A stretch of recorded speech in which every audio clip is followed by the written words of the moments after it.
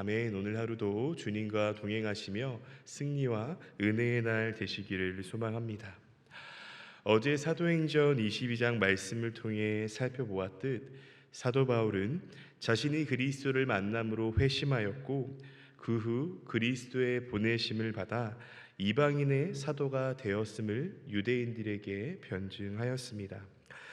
하지만 바울의 변증을 들은 사람들은 회개가 아닌 또 죄에서 돌이킨 것이 아니라 더욱더 소리치고 고함치며 바울을 죽이려고 달려듭니다. 그래서 오늘 본문 말씀인 사도행전 23장 말씀에서는 유대인들의 분노가 더욱 거세져서 그들이 바울 살해 결사대를 조직하였음을 알려줍니다. 하지만 바울은 이에 굴하지 않고 어려움의 상황 속에서도 담대하게 복음을 증거하는 모습을 살펴볼 수 있습니다. 이러한 내용으로 기록된 오늘 본문 말씀을 통해 하나님께서 우리에게 주시는 두 가지의 메시지를 함께 나누고자 합니다. 첫째, 성도는 양심이 살아있는 하나님의 백성이어야 합니다. 우리 본문 말씀 1절인데요. 다시 한번 함께 읽기를 원합니다. 우리 1절 말씀 함께 읽겠습니다. 시작. 바울이 공회를 주목하여 이르되 여러분 형제들아 오늘까지 나는 범사의 양심을 따라 하나님을 섬겼노라 하거늘. 아멘. 방금 함께 읽은 말씀을 통해 알 수 있듯이 바울은 이제까지 자기가 범사의 양심을 따라 하나님을 섬겼다라고 고백합니다. 여기서 하나님을 섬겼노라는 말을요, 헬라어 원문대로 번역하면 하나님께 백성 노릇하였더라입니다. 여러분 생각해 보십시오. 본문 말씀에 등장하는 사람 중에 하나님의 백성이 아닌 자가 없습니다. 대제사장 아나니아를 비롯하여 사내들인의 모든 공회원들은 다 하나님의 백성입니다. 26절에 등장하는 천부장을 제외하면 말이죠. 그렇다면 모두가 다 하나님의 백성이라는 타이틀을 가진 사람들 앞에서 사도 바울이 강조하고 싶었던 바는 무엇일까요? 그것은 바로 외형만 그럴듯하게 갖추었다고 해서 모두가 다 진정한 하나님의 백성이 아니라는 것입니다. 여러분, 우리는 사도 바울의 말 곧 나는 범사에 따라 양심을 따라 하나님을 섬겼노라는 말을 주목해 봐야 합니다. 오늘날 우리 성도들 가운데도 내가 세례를 받았기 때문에 내가 직분을 가지고 있기 때문에 당연히 하나님의 백성이라고 생각하기 쉽습니다. 물론 하나님의 백성이기에 세례를 받고 직분을 받지만 거기에서 안주하면 안 된다라는 것입니다. 자, 가령 A라는 성도님이 있다고 한번 가정해 보겠습니다. 이 성도님은요, 세례를 받았어요. 그리고 직분이 있습니다. 그런데 그 안에 양심, 특히 선한 양심이 죽어 있다면 과연 A라는 성도님은 진정한 하나님의 백성이라고 할 수 있을까요? 여러분, 세례가 무엇입니까? 세례란 죄 씻음을 받은 표입니다. 하지만 단순히 예수께서 우리 죄를 씻으신 것만을 의미하지 않습니다. 사도 베드로는요, 베드로전서 3장 21절 말씀에 기록하고 있듯 선한 양심이 하나님을 향하여 찾아가는 것이 세례라고 고백합니다. 그런데 세례를 받고 또 교회의 거룩한 직분을 받음에도 불구하고 양심의 변화가 없다라고 한번 생각해 보십시오. 예수 믿지 않는 사람이나 예수를 믿는 사람의 양심이 다 똑같다고 생각해 보십시오. 그렇다면 과연 그 사람이 진정한 성도이자 직분자라 이야기할 수 있을까요?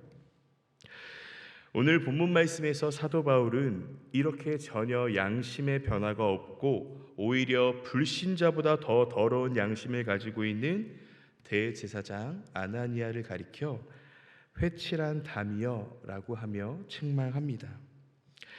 그것은 대제사장 아나니아가 아직 바울의 죄가 드러나지 않았는데도 자신의 감정에 못 이겨 비인도적인 행위를 했기 때문입니다.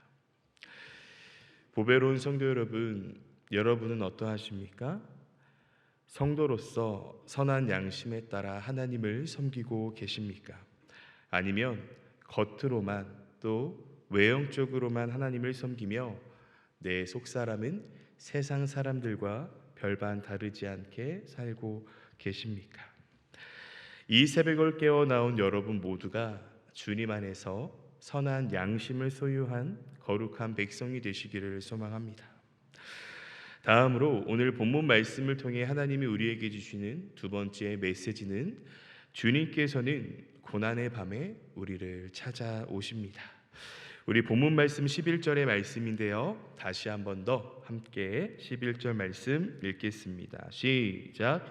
그날 밤에 주께서 바울 곁에 서서 이르시되 담대하라, 내가 예루살렘에서 나의 일을 증언한 것과 같이 로마에서도 증언하여야 하리라 하시니라.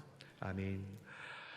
방금 함께 읽은 말씀을 통해서 알 수 있듯이 주님께서는 그날 밤에 바울에게 나타나셔서 그를 격려하십니다. 그렇다면 성도 여러분, 여기서 말하는 그날 밤은 언제입니까? 그날 밤은 바울이 유대인들에게 붙들려 두들겨 맞다가 로마의 천부장으로 인해 겨우 목숨만 건졌던 사건이 발생한 바로 다음 날 밤이요, 또 사내들인 공회에서 변론 끝에 유대인들에 의해 찢김을 당할 위기에서 건진받은 날이었습니다. 뿐만 아니라 그날 밤은 40인의 바울 살해 암살단이 조직되어 음모를 꾸미고 바울을 잡아 죽이기 전까지는 먹지도 마시지도 않겠다는 그 맹세를 하기 전날 밤이었습니다. 그러므로 바울에게 있어 그날 밤은 외롭고 힘들고 너무도 지쳐서 두려움이 엄습해오는 위기의 밤이었던 거죠. 다시 말해 하나님의 위로와 격려가 가장 필요한 밤이었습니다. 물론 사도 바울의 마음에는 주님에 대한 사랑과 열정이 식지 않았지만 신체적으로나 또 마음적으로 겪은 고통으로 인해 좌절할 수 있는 때였죠. 오늘날로 이야기하면 신앙에 회의감이 든 때라고 한번 할 수 있을 것 같습니다. 내가 하나님을 예배하면 뭐하나, 내 몸이 아픈데, 내 자식이 힘든데, 내가 전도자로 살아서 뭐하나, 내 가족이 어려운데, 내가 사람들 앞에서 예수 그리스도의 복음을 증거하며 간증하면 뭐하나, 사람들이 바뀌기는커녕 도리어 나를 대적하며 공격하는데. 이렇듯 사도 바울이 신체적으로나 마음적으로나 영적으로 지쳤던 밤이 바로 그날 밤입니다. 하지만 그때 주님께서는 바울을 찾아와 격려하시고 위로하십니다. 그리고 더 나아가 바울에게 주신 그 사명을 다시금 고취시키십니다. 성도 여러분, 바울이 그 고난의 밤에 주님의 격려의 말씀을 들었을 때 그는 얼마나 큰 위로를 얻었을까요? 또 얼마나 큰 힘을 얻었을까요? 이러한 주님의 용기와 위로가 있었기 때문에 바울은 이후에 로마에 갈 때까지 고난 속에서도 용기를 잃지 않고 담대하게 나아갈 수 있었던 것입니다. 보배로운 성도 여러분, 때로는 우리가 살아가는 삶이 바울이 겪은 그날 밤과 같이 고난과 위기가 찾아올 수 있습니다. 더 나아가 신앙의 회의감이 들 수 있습니다. 혹 지금 고난의 밤과 위기의 밤, 또 신앙의 회의감으로 인해 힘든 시간을 보내고 계십니까? 혹 그 고난의 밤과 위기의 밤을 보내고 계시는 분이 있다면 이것만큼은 꼭 기억하시기 바랍니다. 그리고 지금 당장은 그 위기의 밤과 고난의 밤이 아니더라도 이후에 그 밤이 나에게 찾아올 때 기억하시기 바랍니다. 그것은 바로 그 고난의 밤에 주님께서는 우리를 찾아오신다라는 것입니다. 자, 그렇다고 오해는 마십시오. 지금 주님이 멀리 계시다가 그때만 찾아오시는 분임을 이야기하는 것이 아닙니다. 주님은 늘 우리와 함께 하시며 또 우리를 인도하십니다. 다만 주님은 우리가 그 고난의 밤을 맞이하게 될 때 적극적으로 개입하셔서 우리를 격려하시고 위로하신다라는 것입니다.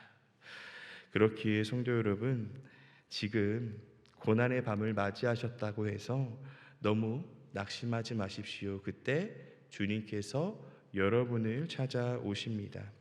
그러니 그때에 더욱 주님을 의지하며 말씀과 기도로 이겨내시기 바랍니다 라고 하면 이렇게 생각하시는 분이 계실 수 있어요. 목사님, 너무 목사님다운 멘트예요. 네, 그러한 생각을 하시는 분들께 저는 당당하게 이야기합니다. 네, 맞습니다. 목사이기에 그렇게 말씀드리는 것입니다. 그리고 혹 하나님의 위로와 개입 외에 나에게 찾아온 그 고난의 밤을 이겨낼 수 있는 방법을 알고 계시다면 저에게 말씀해 주십시오. 여러분, 고난의 밤을 이겨낼 수 있는 건 오직 주님의 말씀뿐입니다. 그런데요, 또 이러한 이야기를 하시는 성도님이 계실 수 있어요. 목사님, 저 고난의 밤을 보내고 있는데 하나님의 아무런 위로가 느껴지지 않습니다. 자, 그러한 분들께 한 가지 질문 드리죠. 성경적인 상상력을 발휘해서 한번 답해 보십시오. 하나님이 바울에게 찾아온 그날 밤이 있죠. 그렇다면 하나님이 찾아오시기 전에 바울은 그날 밤에 뭐 하고 있었을까요? 저와 같이 야식을 먹고 있었을까요? 그래서 이 고난의 스트레스를 야식으로 날리고 있었을까요? 자, 웃음 포인트인데 아무도 웃지 않으니 당황스럽지만 아마도 바울은요, 그날 밤에 하나님의 말씀을 묵상하며 기도하고 있었을 것입니다. 바울에게 찾아온 그 고난과 문제를 주님 앞에 맡기며 말이죠. 사랑하는 성도 여러분, 말씀을 읽고 기도하는 사람은 주님의 음성을 분명 듣게 되어 있습니다. 특히 고난의 밤일수록 주님의 격려의 음성은 더욱 또렷해집니다. 그러니 그 고난과 문제 앞에 좌절하고 낙심하지 마시고 도리어 하나님의 말씀을 가까이 하시며 주님께 기도하시기 바랍니다. 그리하여 하나님의 위로와 격려를 받으며 그 고난의 밤을 이겨내면 어떨까요? 사랑하는 성도 여러분, 말씀을 정리하겠습니다. 오늘 우리는 사도행전 23장 말씀을 통해 크게 두 가지의 메시지를 나누었습니다. 첫째, 성도는 양심이 살아있는 하나님의 백성이 되어야 합니다. 그렇기에 진정한 하나님의 백성으로 살아가기 위해 선한 양심을 사모하시기 바랍니다. 다음으로 둘째, 주님께서는 고난의 밤에 우리를 외면치 않고 우리를 찾아오십니다. 그렇기에 우리에게 찾아온 그 어려움과 고난 앞에서요, 사람 의지하지 말고 경험 의지하지 말고 더욱더 하나님의 말씀 기도하며 위로자 되시는 주님을 경험하시기 바랍니다. 그래서요, 이 시대 마지막 때에 진정한 하나님의 백성으로서 하나님이 나에게 맡겨주신 귀한 사명을 매일의 삶에서 잘 살아내시고 또 매일의 삶 승리와 은혜를 누리며 살아가시기를 간절히 소망합니다. 함께 기도하겠습니다. 하나님, 오늘은 사도행전 23장의 말씀을 나누었습니다. 오늘 나눈 말씀을 기억하며 여기 모인 성도님들 모두가 선한 양심을 가진 성도가 되어 진정한 하나님의 백성으로 살아가게 하시고 때로 우리를 힘들게 하고 좌절케 하고 또 신앙에 회의감을 주는 그 고난의 때에 사람 의지하지 말고 경험 의지하지 말고 말씀과 기도를 의지하며 주님의 위로하심과 격려하심을 경험하게 하옵소서. 그래서 주님께서 맡겨주신 그리스도인이라는 삶의 사명을 잘 감당하게 하여 주옵소서. 주님, 드려진 예물을 위해 기도합니다. 주님께 시간의 예물과 물질의 예물을 드린 손길을 기억하여 주시고 기쁘게 받아 주옵소서. 감사합니다. 사랑이 많으신 우리 구주 예수님의 이름으로 기도합니다. 아멘.